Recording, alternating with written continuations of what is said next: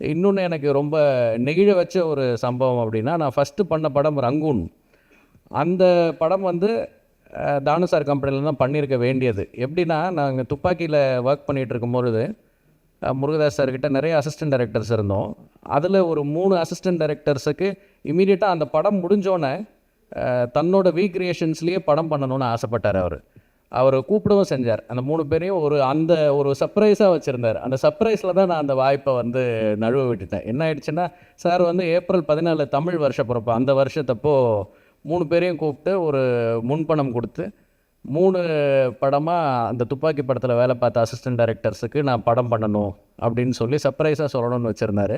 அதில் 2 பேர் கமிட் ஆகாமல் இருந்தாங்க. ஸோ அவங்க அதை யூட்டிலைஸ் பண்ணிட்டாங்க. அந்த நேரம் நான் வேறு சில பேச்சுவார்த்தைகள் போயிட்டு இருந்ததுனால, ஏற்கனவே வேறு ஒரு இடத்துல கமிட் ஆகிருந்ததுனால சார் கூட அப்போ ஒர்க் பண்ண முடியாமல் போச்சு. கண்டிப்பாக தானு சார் கம்பெனியில் ஒரு படம் பண்ணணுன்னு எனக்கு ரொம்ப ஆசை இருக்குது. அது நடக்கும்னு நினைக்கிறேன். நடக்கிறப்போ ரொம்ப சந்தோஷமாக இருக்கும்.